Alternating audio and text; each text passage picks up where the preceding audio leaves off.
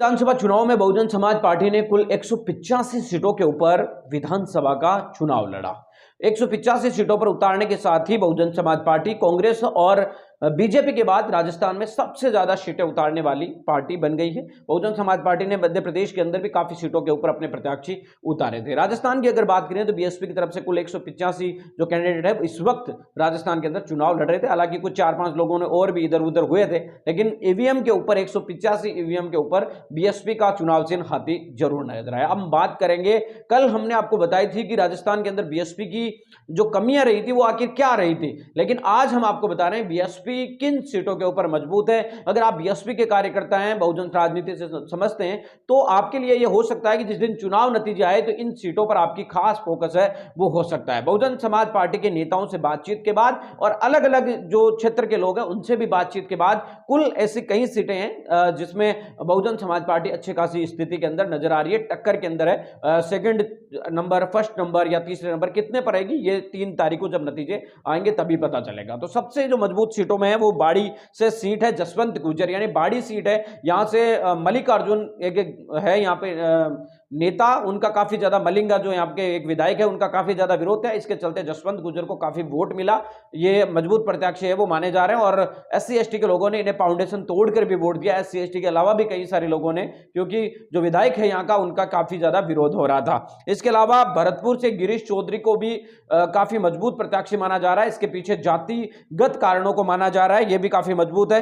मनोज नागली सादुलपुर से आगे हैं, यह भी काफी मजबूत है। यह आपको बता दें कि मनोज नागली लगातार सक्रिय रहे हैं फील्ड के अंदर, सभी जाति धर्म के लोगों ने उन्हें वोट किया है। इसके अलावा किशनगढ़ का बात से सिमरत कौर, यह सीट पिछली बार भी बीएसपी ने जीती थी, इस बार भी यहां पर बहुजन समाज पार्टी ने काफी मजबूत प्रत्याशी दिया है। सिमरत कौर तो वो पूर्व राजनीतिक परिवार से रही है, राजनीति को चुनाव लड़ना करना उन्हें अच्छी तरीके से आता था, तो ये सीट भी उनके एक तरीके से बीएसपी के पक्ष में मजबूत नजर आ रही है। इसके अलावा मसूदा से वाजिद चित्ता, एक नए चेहरे को बीएसपी की तरफ से टिकट देकर मैदान में उतारा था। पहले निर्दलीय चुनाव लड़े थे तो 15-20 हजार इन्हें वोट मिले थे, तो इस बार बहुजन समाज पार्टी को और नेताओं को यह उम्मीद है कि यहां से पार्टी जीत कर आएगी। इसके अलावा सांचौर की सीट से शमशेर अली एक नए नेता है वो आए हैं, उन्होंने भी आपको बता दें कि सांचौर की जो सीट है यहां पर चतुष्कोणीय पंचकोणीय मुकाबला हो रखा है, काफी निर्दलीय और बीजेपी कांग्रेस के अलावा चुनाव लड़े, तो यह भी आपको एक तरीके से यहां पर फैक्टर होगा। अगर शमशेर अली ने मुस्लिम समाज के भी वोट अपने पक्ष में लिए तो एक बड़े एज उन्हें मिल सकता है। हिंडोन की सिटी से बहुजन समाज पार्टी का प्रत्याशी है वो ठीक स्थिति के अंदर बताया जा रहा है, वहां से भी आपको बता दें कि एक उम्मीद बीएसपी के लिए बनी हुई है।